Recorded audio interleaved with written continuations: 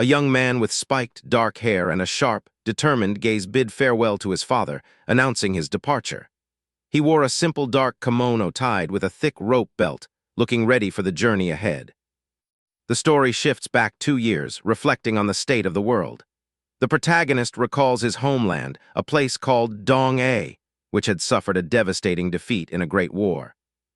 In the wake of that failure, those who survived were forced into a bleak existence. They were herded into a massive, walled settlement known as Anagura, a subterranean pit, where the remnants of their people now lived in crowded, makeshift shelters. Within the confines of Anagura, life was a constant struggle for survival. The environment was chaotic and violent, with the sound of explosions echoing through the ruins as residents fought over the meager resources left to them. Amidst the rubble, several men clashed in a desperate brawl. One man, dressed in studded armor, shouted orders to his companions as they fought to maintain control of their territory. Standing above the fray was the dark-haired youth, his wide eyes reflecting the intensity of the moment. Clad in a yellow and black garment with a thick red rope tied around his waist, he reached out with a determined expression, as if trying to grasp a destiny beyond the walls of the pit. A small group of men gathered in a dusty plaza, their faces etched with disbelief. Among them was a weathered man with a shaved head and a stern expression, leaning heavily on a wooden staff. He questioned how it was possible for the entire supply of Bo-Du to have been taken, considering they had only just finished moving the crates the day before. Their conversation grew tense as they looked over the empty loading area. Another man with short-cropped hair and a worried look echoed the sentiment, unable to believe that everything had vanished so quickly. Nearby, a man with a broad build and a bandaged forehead crouched low, his gaze fixed on the ground. He pointed toward a strange, wet residue left behind, a slick, glistening trail that didn't look like anything they had encountered before. The staff-bearing man peered closely at the substance, his expression darkening as he realized this wasn't a simple theft, but something far more unsettling. The dark-haired youth from before, Reika, stepped into the scene carrying a massive woven basket on his back, secured by thick ropes. He looked confused and curious, asking the older men what all the commotion was about. The men reacted with immediate suspicion, pointing toward him. The man with the shaved head stared Reika down, questioning how he had managed to pull off such a feat, and whether he had used some kind of trick with water and wood to steal the supplies. Reika looked genuinely bewildered by the accusation, explaining that he had only read about such things in books. As he spoke, the older man recalled a legend from a book stating that certain creatures could emerge from the water in terrifying ways, though Reika seemed completely unaware of any such monster. The man with the shaved head stared at Reika, his eyes narrowing as he contemplated the boy's strange knowledge. He questioned whether Reika had actually waited for the tide to rise to help move the supplies, his expression a mix of suspicion and curiosity. Despite the tension, a different man, wearing glasses and possessing a sharp, analytical look, stepped forward. He acknowledged that what Reika had done was helpful to everyone, though he questioned if the boy was even capable of doing any real work. The man with the shaved head interrupted, holding out a small, neatly wrapped gift. He told Reika to take it, dismissing any concerns about the boy's ability to handle it. Reika looked on with a confused expression, unsure why he was being given a reward. As Reika accepted the gift, he noticed a group of other residents watching from a distance. They stood in a cluster, their faces judgmental and cold. Reika overheard them whispering, their tone mocking and dismissive, leaving him to wonder why he was viewed with such disdain despite his efforts. Reika reflected on the harsh reality of their situation. The war had been ignited by a powerful northern nation known as Bak-Kak, and in the aftermath of their defeat, the people of Dong-A had been reduced to servitude. Now, the residents of Anagura were forced to labor for the very government that had conquered them. Reika looked around at the armored guards patrolling the streets, men with stern, mustachioed faces who kept a watchful eye on every movement. The labor was relentless, stretching from sunrise until the dead of night. Reika, dressed in his simple gray tunic, took a moment to relax and enjoy a snack on a stick, though he couldn't help but feel the weight of their exhaustion. He mused on how tiring it was to be under constant surveillance every single day. As Reika enjoyed his snack, he noticed two children watching him with wide, curious eyes. One was a young boy with neatly trimmed dark hair and a simple light-colored kimono, and beside him stood a girl with wild, voluminous curly hair that framed her face. They stared at him in silence for a long moment, their expressions neutral yet intrigued. Reika looked back at them, a small, knowing smirk playing on his lips. Seizing the moment for a bit of mischief, he leaned in as if to share something, only for the curly-haired girl to suddenly lunge forward and snatch the snack right out of his hand. The surprise caught Reika completely off guard. Before he could react, a heavy object, possibly a stone or a piece of debris, smacked him squarely in the side of the face with a loud thud. He was sent reeling from the impact, his head snapping back as he collapsed, completely defeated by the unexpected ambush. Reika's brief moment of peace was shattered as he was suddenly confronted by a group of hostile men. One of them, a tall man with spiky hair and a menacing grin, stepped forward and called out Reika's name with a sneer. The atmosphere turned toxic as the men began to hurl insults. A man with a bandage wrapped around his head leaned in, his expression cold and hateful. He spat out a cruel reminder that Reika was an outsider, claiming that no matter how much he tried to win people over, he would never truly belong among them. The confrontation escalated as the spiky-haired man mocked Reika's expression, interpreting his silence as a sign of arrogance and contempt. The insults grew more personal and vicious, with the man claiming that the general who led Dong A to defeat in the war was none other than Reika's own father. As the men laughed and jeered, Reika stood his ground, though the weight of their words hung heavy in the air.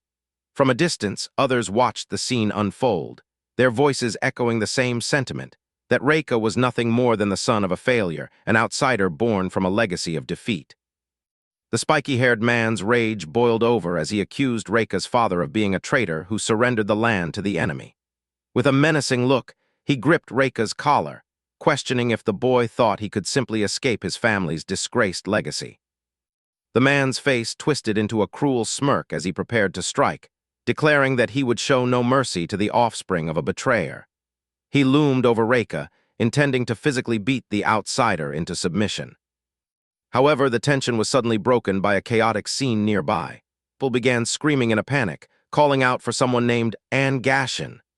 The shouting grew frantic, with voices pleading for Gashin to save them, turning the atmosphere from one of hatred to utter confusion. The man holding Reika paused, his expression shifting from anger to bewilderment as he looked toward the commotion.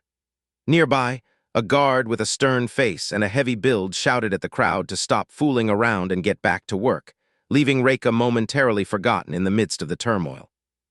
The spiky-haired man, Gashin, wasn't finished with Reika.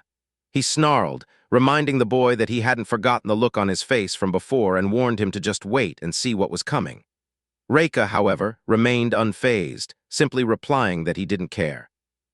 As Gashin stormed off, Reika looked over at the two children from earlier, the boy in the light kimono and the girl with the wild, curly hair. He realized that, just as Gashin had claimed, he and these two were the only foreigners in the settlement, outsiders in a land that resented them. Despite being an outcast, Reika admitted to himself that he felt a strange sense of isolation even among his own kind. He had been spared the most grueling physical labor that the other residents endured, a privilege that only served to further distance him from them. This exemption existed because his father had prioritized his education. Reika recalled the image of his father's hand guiding him, remembering how he had been given the rare opportunity to acquire knowledge and learn how to read and write, skills that were far more valuable to his father than manual labor. However, this education came with a grim responsibility.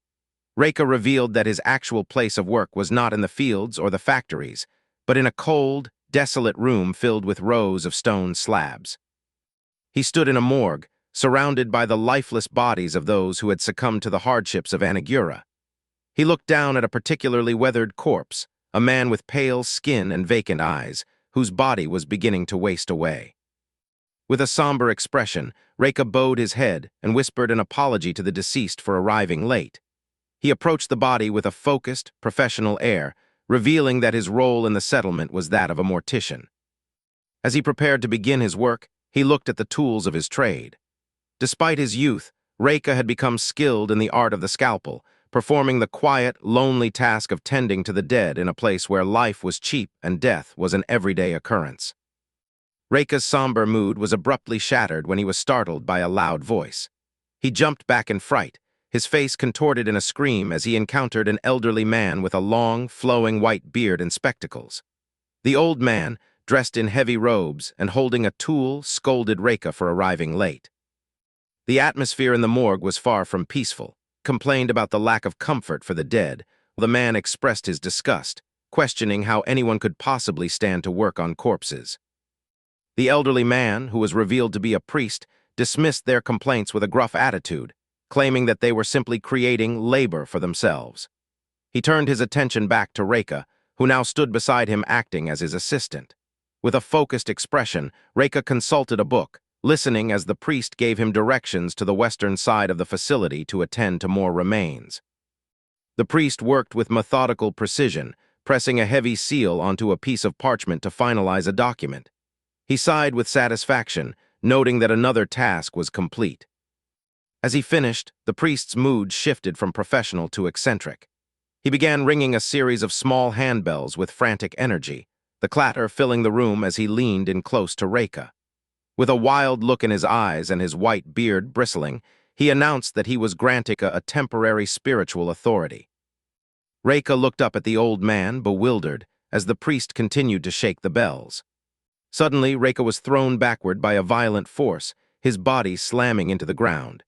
His expression was one of sheer shock, his eyes wide and pupils dilated as he stared at the source of the blast. Beside him, a strange, mystical object had activated, emitting a blinding flash of energy and jagged sparks of electricity.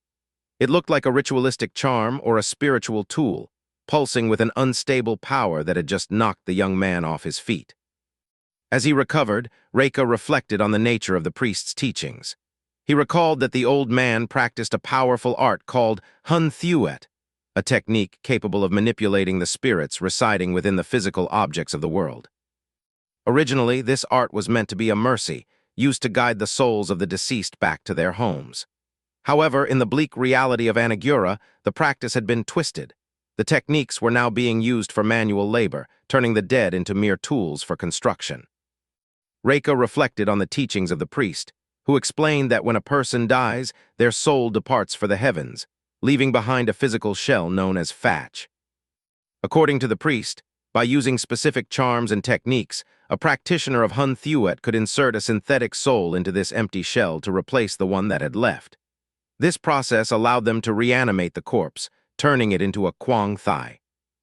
These reanimated beings were stripped of all human emotion, pain, and fatigue, allowing them to perform labor that would be impossible for any living person.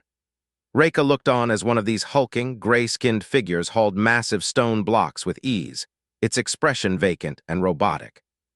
While the sight was impressive in its efficiency, Reika couldn't help but find it cruel. He mused that while the process was inhuman, it was a necessity in a place as desperate as Anagura. Reika stood before a massive, imposing man clad in heavy, segmented armor and a protective helmet.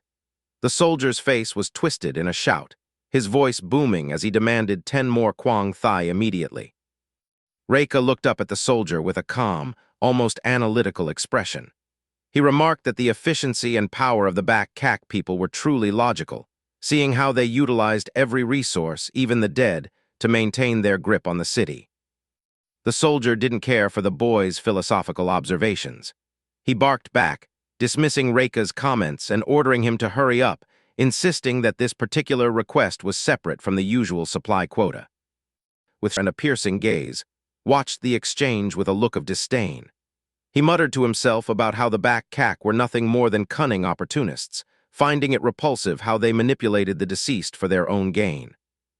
The priest handed Reika a written slip of paper, instructing him to retrieve several specific types of corpses from the storage area. He asked Reika if he remembered the correct way to use the bua, the spiritual charms required for the process. As Reika walked toward the storage vaults, he pondered how the people back in Dong-A would react if they knew about the fate of their fallen. While he recognized that some of the Bak Kak officials, like the priest, were surprisingly kind, he couldn't shake the feeling that the conquerors were inherently cruel. Reika stepped into a dimly lit, cavernous room filled with stone slabs. He noted with a heavy heart that this area was reserved for the unclassified. the bodies of those whose identities had never been discovered. As he stood among the rows of nameless dead, Reika realized this was his first time entering this particular section of the morgue. The silence of the vault felt oppressive, a stark contrast to the chaotic noise of the city above. Reika walked deeper into the vault, his mind drifting back to a memory of a man with sharp features and dark, spiked hair. He recalled how that man had apologized to everyone, his expression solemn as he spoke. The memory grew more painful as Reika remembered the man's final words. He had lamented that even though he was dead, those left behind were still being forced into battle. A single, wide eye flashed in Reika's mind, capturing a moment of intense, lingering emotion. Coming back to the present, Reika stopped before a specific slab. Lying there was a man with a strong build and a stoic face, his eyes closed in a permanent sleep. Resting upon the man's chest was a strange, metallic spherical object, pulsing with an unknown significance. Reika looked down at the body, the weight of the man's history and the cruelty of their world pressing down on him. The armored soldier burst into the vault, his heavy boots echoing through the stone chamber. With a booming voice and a face contorted in anger, he demanded to know why Reika was idling, shouting that he wouldn't wait forever. Reika stood beside the priest, his expression solemn and distant. He quietly apologized to the priest, explaining that the body on the slab belonged to someone he had known, a man who had fallen during the war. He admitted that he felt a momentary sense of awe and sadness standing before the deceased. The soldier, however, had no room for sentiment. He laughed harshly, his wide mouth open in a cruel grin as he pointed toward the corpse. He declared that the body was perfect for their needs and joked that they would enjoy drilling even more holes into it to make it a more effective tool. The priest looked on with a frown, but the soldier's demand was absolute. He barked another order at Reika, telling him to stop hesitating and use the spiritual charms to make the man stand up.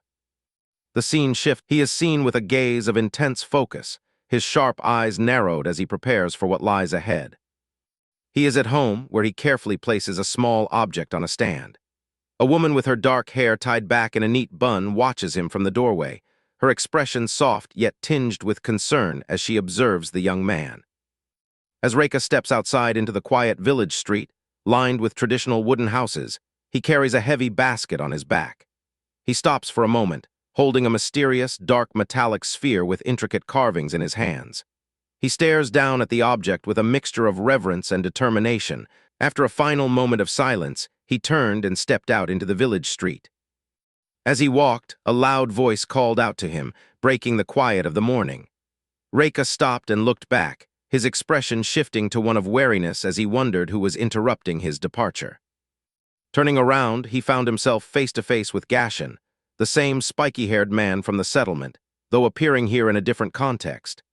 Gashin looked agitated and sweating, his face twisted into a mocking, aggressive grimace. He stepped toward Reika, sneering as he asked if the boy had finally come back to get revenge for the events of that morning. Gashin's aggressive facade suddenly crumbled. His expression shifted to one of raw emotion, and he looked away, his voice trembling as he thanked Reika for finding his father. Reika stood calmly, holding a small wooden cage. He explained with a somber expression that this was all he could recover, not the man himself, but a small part of him. The realization hit Gashin hard. He covered his face with his hand, his posture slumping as he struggled with his grief. Reika looked on, revealing the cruel truth. The Fatch, or the soul shell of Gashin's father, had been taken away by the enemy. As Reika spoke, a memory flashed of the armored Back-Kak soldiers, their faces stern and cold as they carried away the remains. The stolen soul shells were destined for the pits of Anagura, where they would be stripped of their humanity and turned into mindless laborers. The moment of grief was interrupted by the priest, who suddenly appeared behind Reika, gripping his shoulders with a wide, eccentric grin. The old man's spectacles gleamed as he loomed over the youth, his presence as chaotic as ever.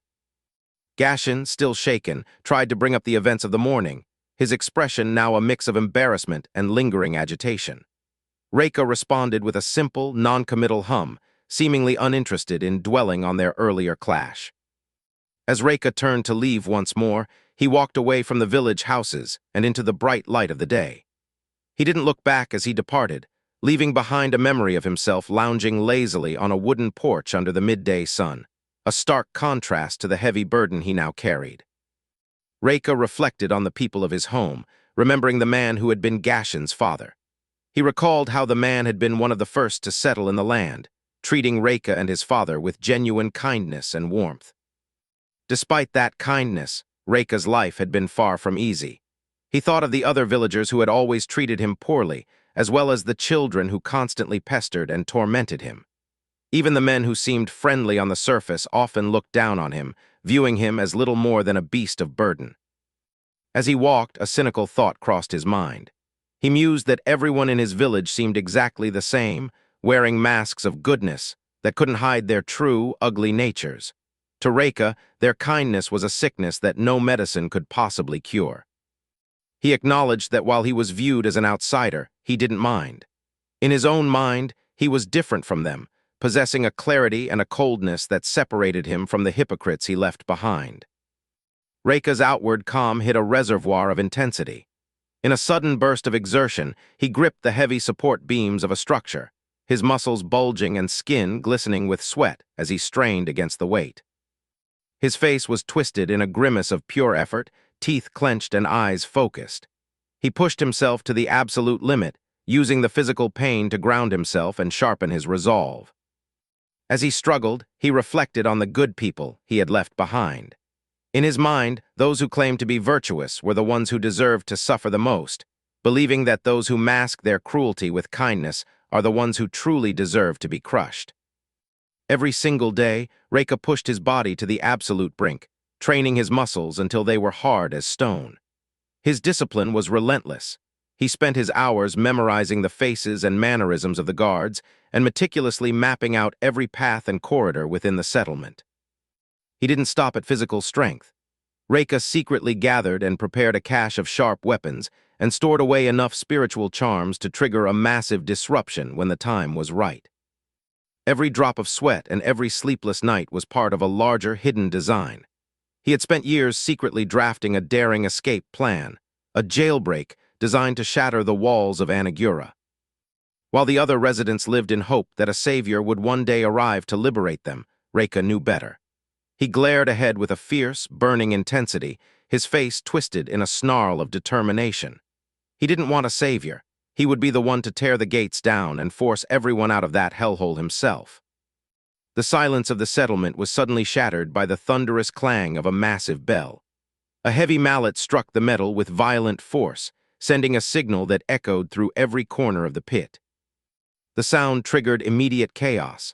Across the crowded, dilapidated streets of Anagura, residents scrambled from their homes in a panic as shouts of an urgent assembly order filled the air.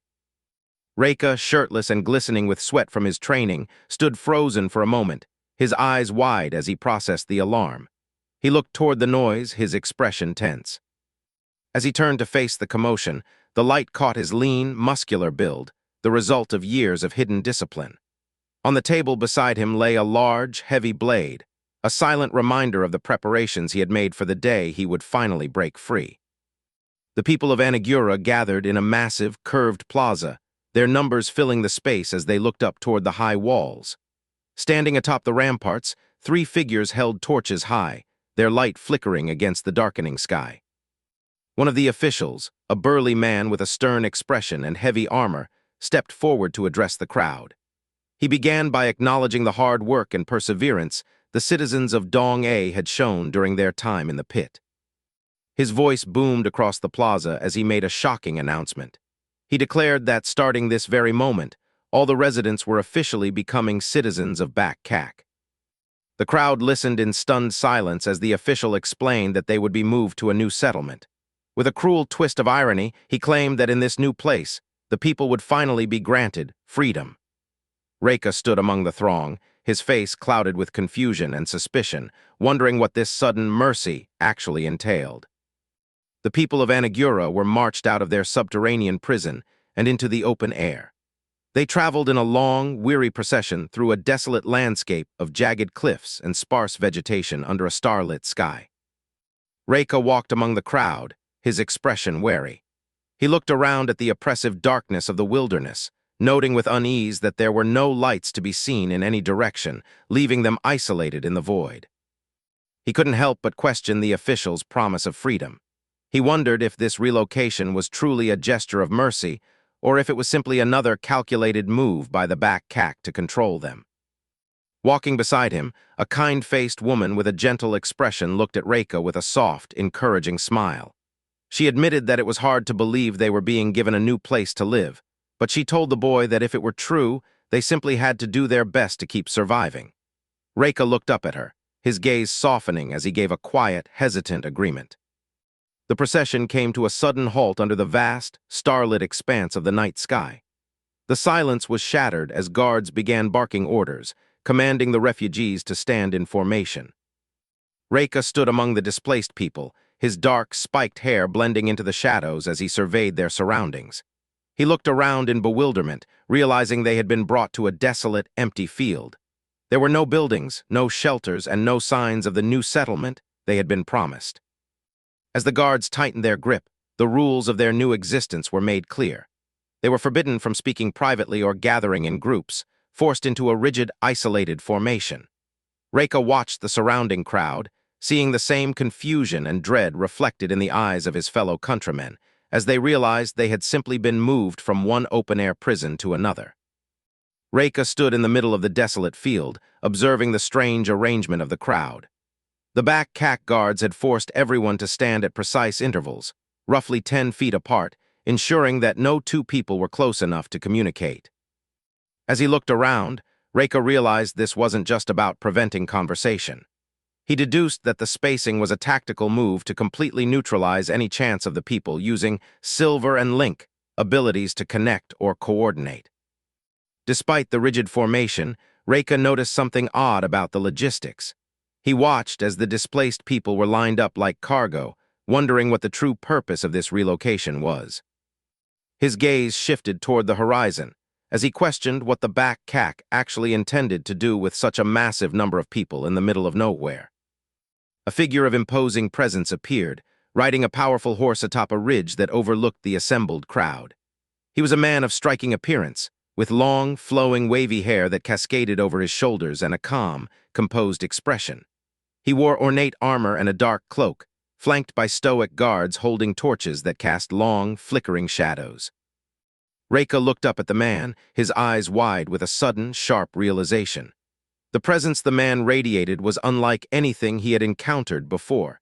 It was an aura of absolute power and command. As the figure gazed down at the displaced people of Dong-A, Reika's thoughts raced. The sheer scale of the man's authority became clear in a single, chilling epiphany. He realized that this wasn't just another official or a general. Standing before them was the king. The king looked down upon the sea of displaced people, his voice carrying across the silent field as he addressed the citizens of Dong-A. He spoke with a measured tone, asking them how they perceived him in this moment. He challenged them to define his identity, posing a series of provocative questions. Was he a robber who had stolen their peaceful lives? He wondered, or perhaps a hated general of a conquering army. With a cold, penetrating gaze, he pushed further, asking if they saw him as the murderer who had killed their husbands and fathers. The crowd remained frozen in fear, trapped under the weight of his questions as the king stood atop his horse, asserting his dominance over their shattered lives.